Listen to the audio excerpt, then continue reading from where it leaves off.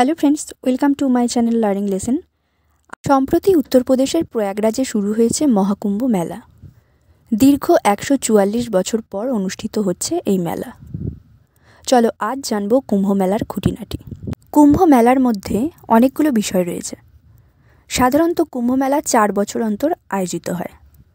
প্রতি 6 বছর অন্তর হরিদ্বার ও প্রয়াগে অর্ধকুম্ভ মেলা আয়োজিত হয়, আর প্রতি 12 বছর অন্তর প্রয়াগ, হরিদ্বার, উজ্জয়িনী ও নাসিক এই 4টি স্থানে পূর্ণকুম্ভ আয়োজিত হয় এবং 12টি পূর্ণকুম্ভ শেষ হওয়ার পর অর্থাৎ প্রতি 144 বছর অন্তর প্রয়াগরাজে আয়োজিত হয় মহাকুম্ভ মেলা।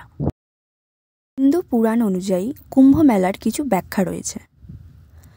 দুর্বাসা মুনি একবার দেবরাজ ইন্দ্রকে পারিজাত ফুলের মালা দিয়েছিলেন। ইন্দ্র সেই মালা একটা হাতির দিকে ছুঁড়ে দিয়েছিলেন।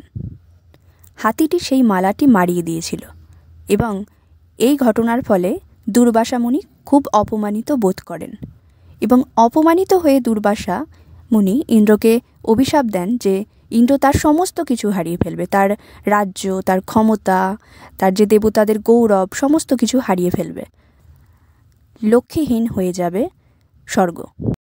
ফলে একসময় দেখা যায় যে দেবতারা দুর্বল হয়ে পড়েন, অন্যদিকে অসুররা খুব শক্তিশালী হয়ে ওঠে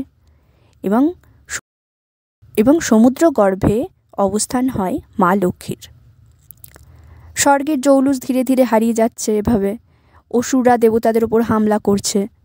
কোনো উপায় না পেয়ে দেবতারা শেষমেশ ব্রহ্মার দ্বারস্থ হন এবং ব্রহ্মাই দেবতাদের পরামর্শ দেন সমুদ্র মন্থনের। সমুদ্র মন্থন করলে অমৃত কুম্ভের প্রাপ্তি হবে এবং সেই অমৃত পান করলেই দেবতারা অমর হয়ে যাবেন। অমর হওয়ার আশা নিয়ে অসুররাও যোগ দেন সমুদ্র মন্থনে এবং এক সময়ে দেখা গেল অমৃত কুম্ভ উঠেও এলো এবং সেই সময় দেবতা এবং অসুরদের মধ্যে প্রচণ্ড সংঘর্ষ হয়। অমৃত কুম্ভ যখন উঠে এলো, বিষ্ণু তখন তার বাহন গরুড়কে নির্দেশ দেন যে তিনি যেন অমৃত কুম্ভ নিয়ে চলে যান। এই অমৃত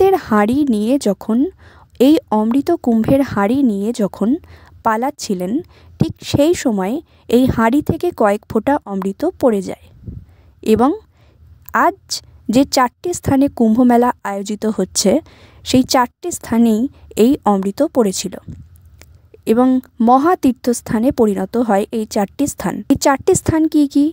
4টি স্থানের মধ্যে রয়েছে প্রয়াগরাজ, হরিদ্বার, উজ্জয়িনী এবং নাসিক।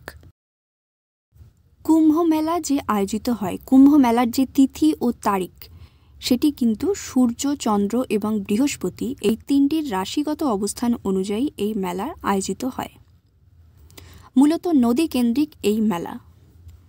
প্রয়াগরাজ, হরিদ্বার বা উজ্জয়িনী, নাসিক যার কথাই বলি না কেন, 4টি স্থানই কিন্তু নদীর পাশে অবস্থিত। যেমন প্রয়াগরাজ, যেমন গঙ্গা, যমুনা, সরস্বতীর পাশে রয়েছে প্রয়াগরাজ। এবার আসি মহাকুম্ভ মেলায়। 2025 13ই জানুয়ারি প্রয়াগরাজে শুরু হয়েছে এই মহাকুম্ভ মেলাকে।